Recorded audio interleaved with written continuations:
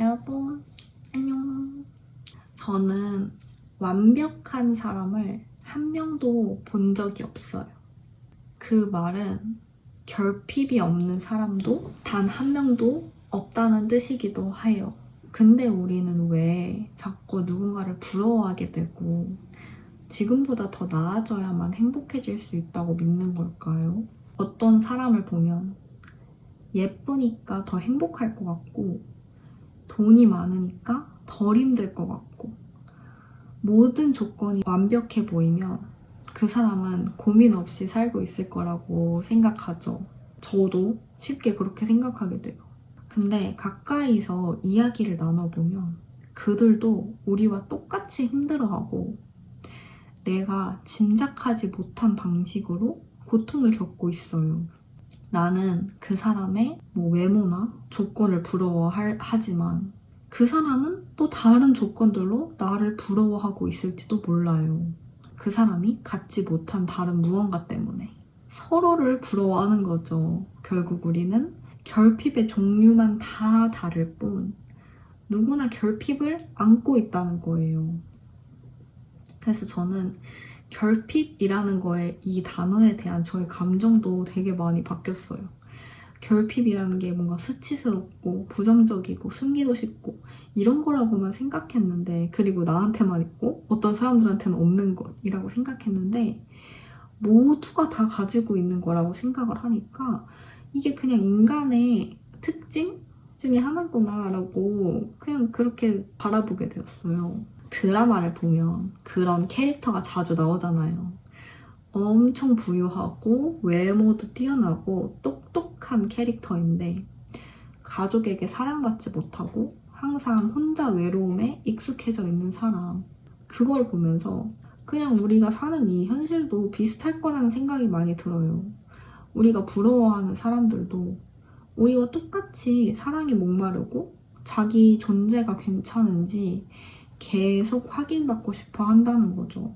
현실에서도 누군가는 경제적으로 아무 걱정 없이 자랐는데 내면은 늘 불안하고 외로웠고, 그리고 누군가는 실제로 가진 게 적어서 그게 결핍이지만 사랑받고 있다는 느낌 속에서 평온하게 살고 있는 사람들, 그런 걸 보면서 확실하게 느꼈어요.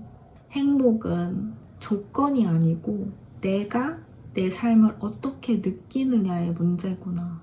저는 개인적으로 사람은 결핍 없이 살 수 없다고 생각해요. 왜냐하면 감정이라는 건 언제나 대비되는 경험 위에서만 존재할 수 있으니까. 두려움을 모르면 자유가 뭔지 모르고, 슬픔을 모르면 기쁨도 모르고, 아픔을 겪지 않으면 평온이 얼마나 소중한지 그게 뭔지조차 몰라요. 그래서 사람은 조건이 아무리 완벽해도 감정적으로는 늘 새로운 결핍을 만들어내요. 우리가 느끼는 존재이기 때문에 결핍은 내가 결함이 있다는 뜻이 아니고 그냥 내가 인간이라는 증거이지 않을까? 라는 생각을 해요. 어떤 사람은 외모가 완벽하지만, 그리고 그 외모가 완벽하다는 기준도 시대마다 다 달랐고, 어쨌든 외모가 완벽하지만 누군가를 진심으로 믿지 못해서 외로워하고, 어떤 사람은 외모에 컴플렉스가 있지만 사람들 사이에서 늘 따뜻한 관계를 맺고 살아요. 이 두 사람은 서로가 서로를 부러워하겠죠? 서로의 고통은 잘 보이지 않으니까. 근데 그건 누가 더 낫고 못한 게 아니고 그냥 우리가 다른 색의 결핍을 가진 존재라는 뜻인 것 같아요. 나는 파란색 꽃이고 너는 빨간색 꽃이고 색에는 우열이 없잖아요. 그냥 다 다른 색일 뿐이지. 그거를 인정하기 시작하면은 비교보다는 이해하게 되고 결핍보다는 균형이 보이기 시작하는 것 같아요. 예전에는 이 결핍들만 없어지면 나도 행복해질 수 있을 거라고 믿었거든요. 그래서 외모를 바꾸고 싶었고, 몸을 바꾸고 싶었고, 사람들에게 더 사랑받고 싶었고, 더 많은 사람들에게 인정받고 싶었어요. 근데 이제는 그 결핍을 고치려고만 아둥바둥 하지는 않아요. 그 감정이 거기 있다는 걸 그냥 알아주고 그 자리에 그대로 있어도 된다고 말해줘요. 그래, 너 아직도 아프구나. 근데 괜찮아. 나도 여기 있어. 이렇게. 이제는 결핍이 있어도 괜찮다고 말할 수 있어요. 내가 이상한 게 아니고 인간은 모두 가지고 있는 거니까. 안 좋은 게 아닌 거니까. 없애야만 행복해지는 게 아니라 결핍이 있어도 행복할 수 있다는 거를 몸으로 느끼고 있어요.